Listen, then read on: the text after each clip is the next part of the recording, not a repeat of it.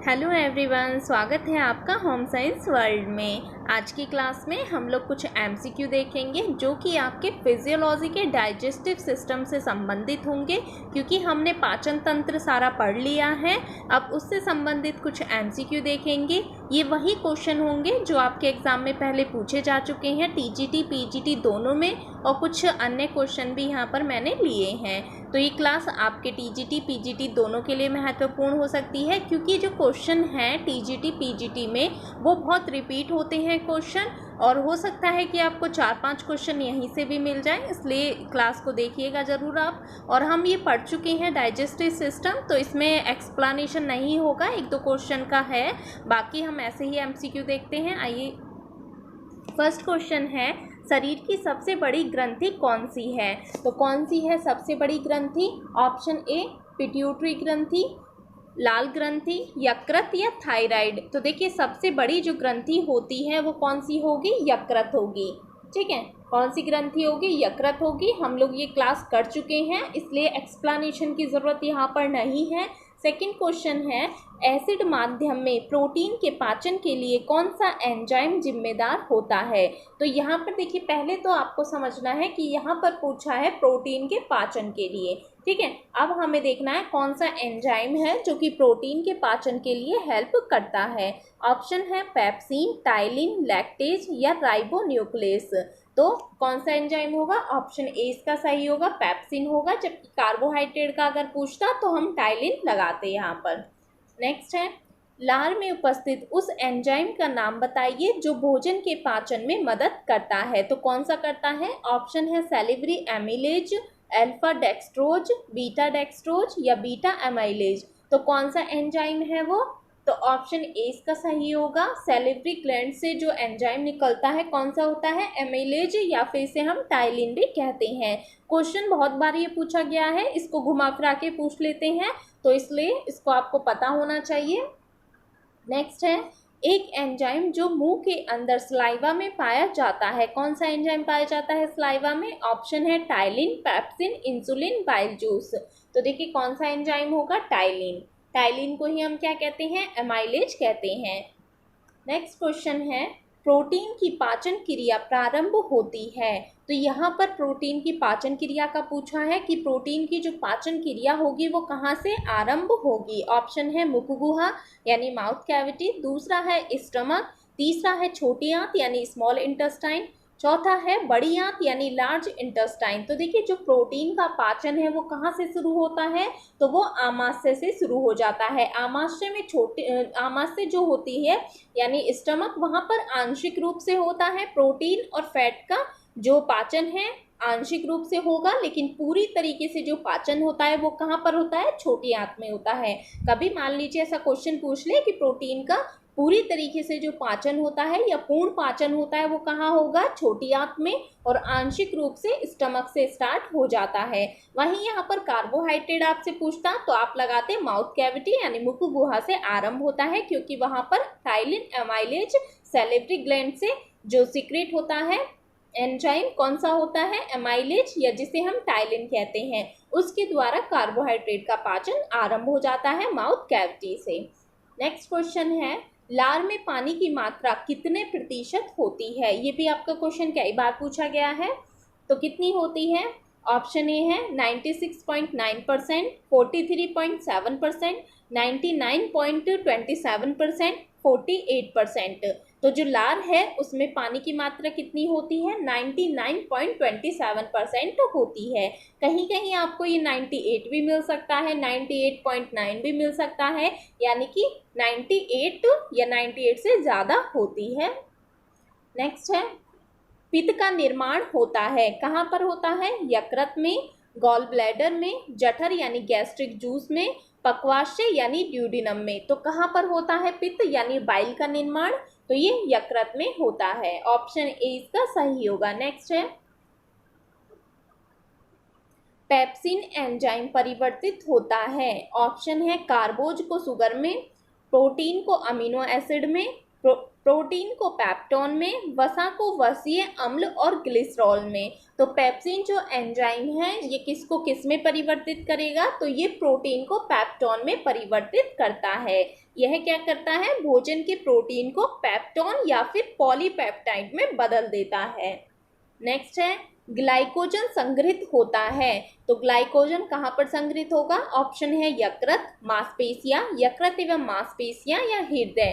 तो देखिए जो ग्लूकोज है, यदि जो ग्लूकोज है रक्त में यदि उसकी मात्रा ज़्यादा हो जाती है तो वो ग्लाइकोजन के रूप में संग्रहित हो जाता है, कहाँ पर, यानी स्टोर हो जाता है यकृत में। ऑप्शन ए इसका सही होगा। ये भी आपका क्वेश्चन कई बार पूछा गया है।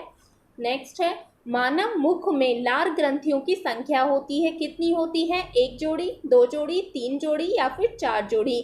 तो देखिए मानव मुख में जो लार ग्रंथियां होती हैं, सिलिवरी ग्लैंड्स होती हैं, उनकी संख्या 3 जोड़ी होती है। कौन कौन सी होती हैं, देखिए एक होती है पार्टोइड ग्लैंड, दूसरी होती है सबमैंडिबुलर ग्लैंड, तीसरी होती है सबलिंगुअल ग्लैंड। ठीक है, तो यहाँ पर क्वेश्चन आपसे पूछ लेगा, नाम आपसे पूछ सकता है, कभी ऐसे भी पूछ सकता है कि सबसे बड़ी कौन सी होती है। तो पार्टोइड जो होती है ये सबसे बड़ी होती है ग्रंथि सैलिवरी ग्लैंड। ठीक है, ये तीनों होती हैं, इनको आपको ध्यान में रखना है क्योंकि क्वेश्चन पूछे जाने की संभावना है यहाँ से, क्योंकि क्वेश्चन जो है लार ग्रंथियों का, सैलिवरी ग्लैंड का कई बार आपसे पूछा है, टाइलिन एमाइलेज के बारे में, तो ये भी आपको पूछे जाने की संभावना है। नेक्स्ट है हमारे शरीर में मुंह से लेकर मलद्वार तक के मार्ग को कहते हैं। ऑप्शन है आमाशय, आहारनाल, पाचन तंत्र या आंतें। तो कौन सा इसमें सही होगा, जब हमने डाइजेस्टिव सिस्टम स्टार्टिंग में पढ़ा था तो हमने देखा था कि 2 भागों में उसे वर्गीकृत किया गया है। कैसे कि एक होती है आहारनाल जिसे हम कहते हैं एलिमेंट्री, ठीक है, दूसरी होती है जिसमें ग्लैंड्स आती हैं, डाइजेस्टिव ग्लैंड्स, जैसे आपका यकृत हो गया, ठीक है, सैलिवरी ग्लैंड्स हो गया, ये सभी क्या है, ग्लैंड्स हैं। तो ये दोनों के बारे में हमने पढ़ा था। तो आहारनाल जिसे हम एलिमेंट्री कैनाल बोलते हैं, तो ये कहाँ से शुरू होती है, माउथ कैविटी से लेकर और मलद्वार तक ये होती है, यानी एनस तक। नेक्स्ट है सबसे बड़ी ग्रंथि जिसका भार 1.5 किलोग्राम तथा कोमल लाल रंग की है। ठीक है, कितना है भार, 1.5 किलोग्राम तथा कोमल लाल रंग की है, जो आमाशय के ऊपरी भाग में दाएं तरफ उदर पेट के नीचे होती है। क्या कहलाती है वो, और ये इसकी लोकेशन कहाँ पर है, आमाशय यानी स्टमक के ऊपर के साइड दाईं तरफ होती है। तो ये कौन सी है, अग्नाशय यानी पैनक्रियास है, या यकृत है, या गॉल ब्लैडर है, या इनमें से कोई नहीं। तो ये कौन सी ग्रंथि है, ये लीवर है, जो कि सबसे बड़ी ग्रंथि होती है। इसका भार कितना होता है, 1.5 किलोग्राम इसका भार होता है। ये मैंने आपको सारा कुछ कराया हुआ है। तो नेक्स्ट क्वेश्चन है काइम क्या है, यह एक प्रकार का पाचक रस है, पेशियों का संकुचन एवं विमोचन होता है, भोजन का अवशोषण है, या आमाशय भित्ति में भोजन का लेय के रूप में होना होता है। तो देखिए काइम क्या कहलाता है, काइम जो होता है ये आमाशय भित्ति में भोजन का जो लेय के रूप में होना होता है उसे हम क्या कहते हैं, उसे हम काइम कहते हैं। जो कि लुगदी के समान भोजन जो बन जाता है स्टमक में यानी आमाशय में, उसे काइम कहते हैं, और ये पाइलोरस कपाट से होता हुआ ड्यूडेनम में पहुंच जाता है। नेक्स्ट है यकृत का मुख्य क्या कार्य होता है। तो यकृत का क्या ऐसा कार्य है जो कि इनमें से मुख्य होगा, पित्त संग्रह करना यानी बाइल का स्टोरेज करना, अग्नाशय से स्राव बनाना या पित्त बनाना, या फिर इनमें से कोई नहीं। तो कौन सा इसका कार्य होगा, पित्त बनाना यानी बाइल बनाना इसका कार्य होता है। जबकि संग्रह कहाँ पर होता है ये, तो संग्रह होता है ये गॉल ब्लैडर में यानी कि पित्ताशय में। नेक्स्ट है मानव शरीर में पाचन का अधिकांश भाग किस अंग में संपन्न होता है। ऑप्शन है बड़ी आंत, छोटी आंत जिसे हम स्मॉल इंटेस्टाइन कहते हैं, आमाशय यानी कि स्टमक, पैनक्रियाज। तो कहाँ पर होता है मानव शरीर में पाचन का अधिकांश भाग संपन्न, तो ये होता है छोटी आंत में यानी स्मॉल इंटेस्टाइन में। आंशिक रूप से स्टमक से स्टार्ट हो जाता है। प्रोटीन फैट की यदि हम बात करें, कार्बोहाइड्रेट का माउथ कैविटी से स्टार्ट हो जाता है, लेकिन पूरी तरीके से जो पाचन संपन्न होता है वो कहाँ पर होता है, छोटी आंत में होता है यानी कि स्मॉल इंटेस्टाइन में होता है। नेक्स्ट है इंसुलिन हार्मोन है जो स्रावित करता है। इंसुलिन हार्मोन्स जो स्रावित होता है, कहाँ से इसका सिक्रेशन होता है इंसुलिन का? ऑप्शन है पैनक्रियास के अल्फा कोशिकाओं से, पैनक्रियास के बीटा कोशिकाओं से, यकृत से या फिर गॉल ब्लैडर से। तो देखिए इंसुलिन क्या है, एक हार्मोन है और इसका सिक्रेशन कहाँ से होता है? पैनक्रियास के बीटा कोशिकाओं से होता है। नेक्स्ट है ग्रसनी, फेरिक्स के बाद भोजन जाता है। तो ग्रसनी के बाद भोजन कहाँ पर जाता है? ऑप्शन है आमाशय में, ग्रहणी में यानी ड्यूडेनम में, छोटी आंत, बड़ी आंत। तो कहाँ पर जाएगा भोजन? तो देखिए ये ग्रसनी से होते हुए जो ऑसोफेगस है वहां से सीधे कहाँ पर जाता है? स्टमक में जाता है, यानी कि आमाशय में जाता है भोजन। ये ऐसे भी क्वेश्चन आपसे पूछ सकता है, सीक्वेंस पूछ सकता है, आपको सीक्वेंस दे भी सकता है, तो वहाँ पर आपको टिक करना होगा सही। तो इन चीज़ों का भी आपको ध्यान में रखना है। नेक्स्ट है बिलीरुबिन तथा बिलीवर्डिन कहाँ पाए जाते हैं? पित्त में यानी बाइल में, लार में, रक्त में, अग्नाशय रस में। तो ये कहाँ पर पाए जाते हैं? तो ये पित्त यानी कि बाइल जूस में पाए जाते हैं, बाइल जो होता है उसमें ये पाए जाते हैं बिलीरुबिन और बिलीवर्डिन। नेक्स्ट है आमाशय में भोजन की जीवाणु को कौन नष्ट करता है? तो आमाशय में जो भोजन के हानिकारक जीवाणु होते हैं उनको कौन नष्ट करेगा? ऑप्शन है पेप्सिन, पित्त यानी कि बाइल, HCl या इनमें से कोई नहीं। तो कौन करता है? HCl करता है, हाइड्रोक्लोरिक एसिड। ठीक है, ये क्या करता है? भोजन को अम्लीय बनाता है उसके माध्यम को, और जो भी हानिकारक जीवाणु होते हैं उनको नष्ट करता है, भोजन को सड़ने से भी बचाता है, HCl। नेक्स्ट है पित्त का प्रमुख कार्य है। ऑप्शन है पाचन के लिए वसा का इमल्सीकरण, एंजाइमों द्वारा वसा का पाचन करना, उपजात पदार्थों का बहिष्करण करना या फिर पाचन क्रियाओं का नियमन करना। तो देखिए पित्त जो है यानी बाइल, उसका प्रमुख कार्य क्या होता है? ये क्या करेगा? पाचन के लिए वसा का इमल्सीकरण करता है, वसा का यानी फैट को ब्रेक डाउन करता है पाचन कराने के लिए। नेक्स्ट है वह अंग जिसमें प्रोटीन का पाचन पूरा होता है। ऑप्शन है मुखगुहा, आमाशय, आंत या मलाशय। तो यहाँ पर देखिए क्वेश्चन को सही तरीके से हमें पढ़ना है। यहाँ पर पूछा है प्रोटीन का पाचन पूरा होता है, कहाँ पर होगा? मुखगुहा में, आमाशय में, आंत में या मलाशय में। मुखगुहा यानी माउथ कैविटी, आमाशय यानी स्टमक, आंत यानी कि इंटेस्टाइन। तो कहाँ पर पूरा होगा? ये छोटी आंत यानी कि स्मॉल इंटेस्टाइन में पूरा होगा। आमाशय में क्या होता है? आंशिक रूप से इसका पाचन होता है। मुख गुहा कैविटी, माउथ कैविटी, यहाँ पर किसका होता है? यहाँ पर कार्बोहाइड्रेट का होता है।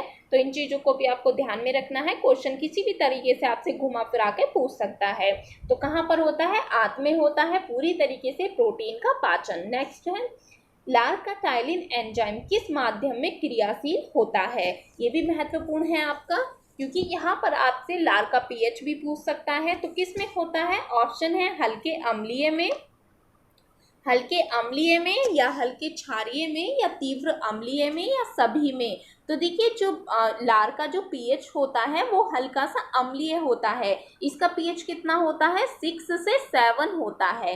ठीक है, 6 से 7 होता है, जो कि कैसा होगा? हल्का सा अम्लीय होता है। आपको पता है पीएच जो होता है 7 उदासीन होता है, न्यूट्रल होता है। 7 से कम क्या होता है? 7 से कम जो होता है एसिडिक होगा, और 7 से ज़्यादा जो होगा एल्कलाइन यानी कि क्षारीय होता है। अब क्योंकि इसका जो पीएच है वो कितना है? 6 से लेकर 7 तक होता है, तो ये कैसा होगा? हल्का सा अम्लीय होगा। ऑप्शन ए इसका सही होगा। नेक्स्ट है पोषण नाल प्रारंभ कहाँ से होती है? इसको हम आहार नाल भी कह सकते हैं। ऑप्शन है ग्रसनी यानी फेरिंग्स, ग्रास नली, या छोटी आंत से, या मुख गुहा से। तो कहाँ से शुरू होता है आहार नाल या पोषण नाल? तो ये मुख से शुरू होता है, यानी कि माउथ कैविटी से स्टार्ट होता है, और ये कहाँ पर खत्म होता है? एनस तक खत्म होता है। ठीक है, एलिमेंट्री कैनाल कभी आपसे पूछ ले कितनी बड़ी होती है, तो कहीं 30 फीट भी लिखा मिलता है, कहीं 33 फीट भी लिखा हुआ मिल जाता है। तो ये भी मैंने आपको कराया हुआ है। नेक्स्ट है दांतों को कितने भागों में विभाजित किया जा सकता है? तो यहाँ पर बताना है दांतों को कितने भागों में विभाजित किया गया है। ऑप्शन है 3 भागों में, 4 भागों में, 2 भागों में या फिर 5 भागों में। तो देखिए जो टीथ होते हैं हमारे, इन्हें 4 भागों में वर्गीकृत किया गया है। कैसे? एक होते हैं आपके कैनाइन, दूसरे होते हैं इंसाइजर, तीसरे होते हैं मोलर्स, फिर होते हैं प्रीमोलर। तो इनको 4 भागों में वर्गीकृत किया गया है। नेक्स्ट है, मनुष्य के सभी क्रंदक वह रदनक दंत गिर जाने पर शेष बचेंगे। ये आपका क्वेश्चन पूछा जा चुका है, तो इस टाइप के भी क्वेश्चन पूछे जाने की संभावना रहती है। क्रंतक यहाँ पर कौन से होते हैं? इंसाइजर जिसे हम बोलते हैं, ठीक है। और रत्नक कौन से होते हैं? जिन्हें हम कैनाइन बोलते हैं। अब पूछ रहा है क्योंकि 32 टीथ होते हैं कि क्रंतक और रत्नक यदि नहीं रहेंगे तो कितने शेष बचेंगे।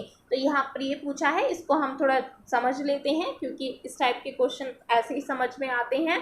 तो देखिए टीथ जो होते हैं, मैंने काफ़ी अच्छे से ये कराई हुई है वीडियो पहले भी टीथ के बारे में, और जब हमने डाइजेस्टिव सिस्टम पढ़ा था वहाँ पर भी ये समझाया हुआ है। तो देखिए 32 टीथ होते हैं, ठीक है, ये आपको समझ आ गया। अब ये 32 में 16 नीचे होंगे, यानी 16 टीथ नीचे, 16 ऊपर की साइड होते हैं। अब इन 16 में हम 8 को डिवाइड कर लेते हैं। 8 टीथ को हम यहाँ पर डिवाइड कर लेंगे, 8 इधर 8 इधर, ठीक है। तो अब हम इनको कैसे पढ़ेंगे? तो देखिए ये जो है इन 8 के बारे में हमें पढ़ना है। अब ये जो है आपके इंसाइजर जो होते हैं, इनकी संख्या कितनी होती है? जिन्हें हम क्रंतक बोलते हैं, तो इनकी संख्या मान लीजिए 2 है। अब हम 8 के बारे में पढ़ रहे हैं सिर्फ, ठीक है। कैनाइन की संख्या 1 होती है, प्रीमोलर्स की संख्या कितनी होती है? 2 होती है, और मोलर्स की संख्या 3 होती है। अब इन्हें हमें सही तरीके से जो पढ़ने का, यदि सभी के बारे में आपसे पूछ ले तो इनको हम 4 के साथ मल्टीप्लाई कर देते हैं। अब कितना आ जाएगा? यदि हम करेंगे तो यहाँ पर आ जाएगा आपका 8, ठीक है। अब ये कितने हो गए? इंसाइजर जो टीथ हैं आपके कितने हो गए? 8, ठीक है। यहाँ पे ठीक से लिख लीजिएगा, 8 हो गए, ठीक है। वहीं कैनाइन कितने हो जाएंगे? कैनाइन आपके 4 हो जाएंगे, और ये जो है प्रीमोलर्स हो गए, फिर मोलर्स हो गए। अब यहाँ पर जो हमारा क्वेश्चन था, ये क्या पूछा था? क्रंतक और रदनक के बारे में, यानी इंसाइजर और कैनाइन के बारे में। तो ये कितने हुए? 8 और प्लस 4 कितने हुए? 12 हो गए। जब हमारे 12 टीथ नहीं होंगे 32 में, तो 12 माइनस हो जाएगा 32 में से, तो कितने बचेंगे? 20 टीथ बच जाएंगे। तो ये इस तरीके से क्वेश्चन पूछा जा चुका है। ऐसे भी क्वेश्चन पूछे जा सकते हैं, तो इन चीज़ों को भी आपको क्लियर रखना है। जितना भी डाइजेस्टिव सिस्टम है उससे संबंधित और भी जब आपका एग्जाम होगा मैराथन लेकर आएंगे, उसमें भी काफ़ी सारे क्वेश्चन और भी ऐड करा देंगे, जहाँ से क्वेश्चन पूछे जाने की संभावना हो सकती है। क्योंकि कंपटीशन इतना है, वही सीट भी कम है, तो क्वेश्चन कैसे भी पूछ सकता है। आएंगे यही सब क्वेश्चन, लेकिन इतना घुमा फिरा के पूछ लेते हैं कि वहाँ पर क्वेश्चन गलत हो जाता है। इसलिए अच्छे से तैयारी कीजिएगा। बाकी हम मैराथन में भी आपको करा देंगे, ठीक है। और जो जो डाउट्स हैं आपके, मैंने वो देख लिए हैं, उसको भी हम नेक्स्ट वीडियो में करा देंगे, ठीक है। आई होप आपको समझ आ गया होगा। Thank you.